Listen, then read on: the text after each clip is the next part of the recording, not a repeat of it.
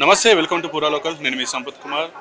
నిన్న కొండా సురేఖ కూతురు సుస్మితా పటేల్ ఏదైతే తెలంగాణ సీఎం రేవంత్ రెడ్డి పైన అలాగే కాంగ్రెస్ పార్టీ పైన ఏవైతే వ్యాఖ్యలు చేశారో వాటిపైన మనతో మాట్లాడడానికి గుంజా రేణుక గారు వడ్డీర కార్పొరేషన్ చైర్మన్ మనతో ఉన్నారు. వారిని అడిగి మరిన్ని వివరాలు అయితే తెలుసుకునే ప్రయత్నం చేద్దాం. మేడం నమస్తే.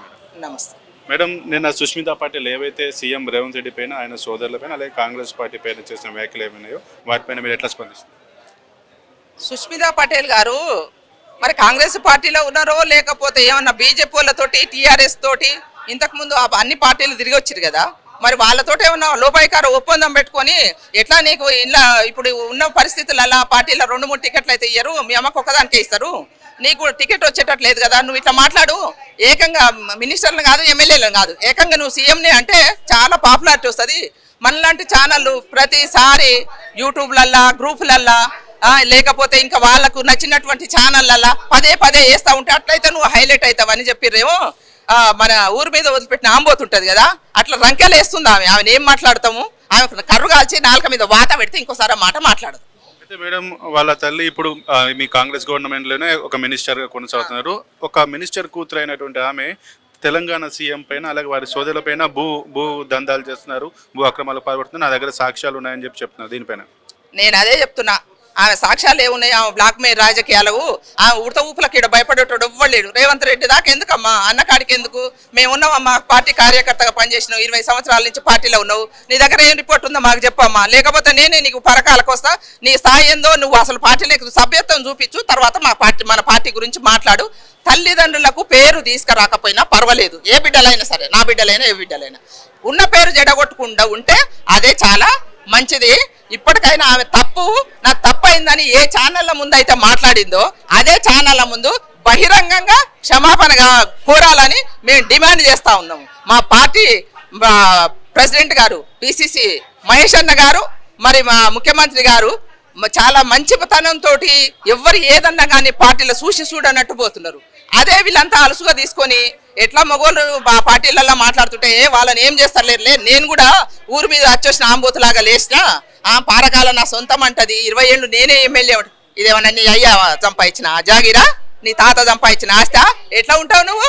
పార్టీ క్రమశిక్షణ గల కార్యకర్తగా నువ్వు ఉండు, లేదా నువ్వు వద్దనుకుంటే బయటికి పో, నువ్వు పార్టీ కాదు, నేను ఏ పార్టీలో లేను, మా అమ్మ ఆడ మినిస్టరు, అంతేగాని కాంగ్రెస్ పార్టీకి నాకు సంబంధం లేదు అని నువ్వు ప్రజలకు సేవ చేసుకో తల్లి, సేవ చేసుకొని నువ్వు ప్రజలలో ఉండి నువ్వు అట్లా గెలువు, అంతేగాని పార్టీ మీద మాట్లాడడానికి నీకేం హక్కు ఉంది? అసలు నువ్వెవరు, ఎవరమ్మా నువ్వు, నీకేం హక్కు ఉంది? అంటే మీ అమ్మ మినిస్టర్ అయితే నువ్వు ఏది మాట్లాడినా చెల్లుబాటు అవుతుందా?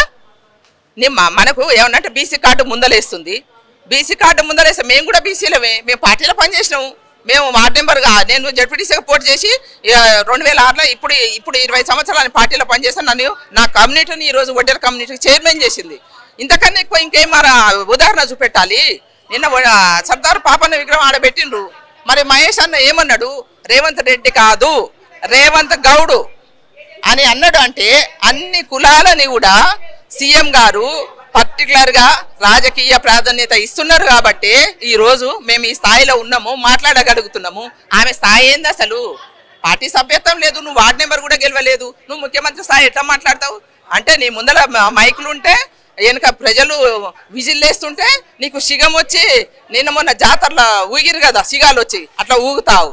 అట్లాంటి వాళ్ళని వదిలిపెట్టొద్దు, వాళ్ళ వెంటనే పార్టీ క్రమశిక్షణ చర్యలు తీసుకోవాలని నేను కోరుతా ఉన్నాను పార్టీ అధిష్టానాన్ని, మహేష్ అన్న గారిని, మనకు క్రమశిక్షణ కమిటీ చైర్మన్ మల్లూరావు అన్నని కోరుతా ఉన్నాను. అయితే మేడం, పార్టీలో ఎన్నో సంవత్సరాలు గ్రౌండ్ లెవెల్ నుంచి కష్టపడి వచ్చిన వాళ్ళు కూడా కొన్ని సమయంలో టికెట్లు దొరకనటువంటి పరిస్థితి, అట్లాంటిది ఈమె ఈ వ్యాఖ్యలు చేయడం వల్ల టికెట్ దొరుకుతుంది, అక్కడ ఉన్నటువంటి సిట్టింగ్ ఎమ్మెల్యేని కాదని ఈమెకు టికెట్ ఇస్తారని భావించడం ఎంతవరకు కరెక్ట్ అంటారు? ఎందుకు ఇస్తారండి, ఎందుకు ఇవ్వాలో చెప్పు ఆమెకు? అసలు నువ్వేమన్నా పార్టీకి పనిచేసినావా, ఏడ పని చేసినావు చెప్పు, నీ రిపోర్ట్ ఏందో చూపెట్టు, నీ బయోడేటా తీసుకొచ్చి మాకు చూపెట్టు. అన్న నేను ఇగోకి పని చేసిన అన్న, 20 సంవత్సరాల నుంచి పార్టీలో ఉన్నా, మా అమ్మ నాన్న రాజకీయం కాదన్న, నాది అర్హత ఇది ఉందన్న, నాకు ఒక పదవి అని అడుగు. నీకు అన్ని అర్హతలు ఉన్నాయి కదా, నువ్వు పార్టీ అధిష్టానం దగ్గర పోయి రాహుల్ గాంధీ గారితో మాట్లాడు, సోనియా గాంధీతో మాట్లాడు, నీకు పదవి కావాలంటే నేను పార్టీలో ఇంత కష్టపడ్డా, నా కమ్యూనిటీ నుంచి నా తల్లిదండ్రుల పేరు పెట్టుకొని నేను బయటకు రాలేదు, నా భర్త పేరు పెట్టుకొని నేను బయటకు రాలేదు, నేను సొంతంగా రాజకీయాలు చేస్తున్నా, నేను ఇగో ఇంత సేవ చేసిన, ఇది నేను ట్రస్ట్ పెట్టుకున్నా, నేను ఇగో ఇంతమంది 100 మందిని చదివించిన, ఓల్డ్ ఏజ్ హోమ్లో ఉన్న తల్లిదండ్రులు పిల్లలు చూడని వాళ్ళకి నేను షెల్టర్ ఇచ్చిన, నువ్వు ఏం మంచి పనులు చేసినావు చూపి. అంతేగాని ఆడ సిట్టింగ్ ఎమ్మెల్యే అవునండి ముఖ్యమంత్రి గారు మీటింగ్కి వెళ్ళిండ్రు, సందర్భాన్ని బట్టి మాట్లాడతారు వాళ్ళు. మాట్లాడిందంటే 2 సంవత్సరాల తర్వాత వచ్చే ఎలక్షన్లకు అసలు రేవంత్ అన్న మళ్ళీ నెక్స్ట్ అధికారంలోకి ఎట్లా రావాలి, పార్టీని ఎట్లా తీసుకురావాలి. ఓ పక్క టీఆర్ఎస్ వాళ్ళకు హరీష్ రావుని కేటీఆర్ని వాళ్ళని ఏడ ఎదుర్కోమంటావు, సొంత పార్టీ వాళ్ళే ఇట్లా మాట్లాడితే నువ్వు వాళ్ళతోటి కుమ్మక్కై నువ్వు చేస్తున్నావనే మేము అనాల్సి వస్తుంది తప్పితే నువ్వు పార్టీ మీద అభిమానంతో మాట్లాడుతున్నావని మేము అనుకోవాల్సిన అవసరం లేదు. నీకంత ఇష్టం లేకుంటే నువ్వు ఇండిపెండెంట్గా చేసి 20 ఏళ్ళు ఎమ్మెల్యే అవుతున్నాడు. అమ్మ ఎమ్మెల్యే సంగతి తర్వాత ఎరుగుదాం కానీ ఫస్ట్ నువ్వు ఒక ఎంపీ పో జడ్పీటీసీ ఒక అమ్మ అయినాక చూద్దాము. కాంగ్రెస్ పార్టీ నుంచి కాకుండా ఎక్కడైతే అయ్యి అప్పుడు మాట్లాడమ్మా నీకు అర్హత ఉందని మేము ఒప్పుకుంటాం.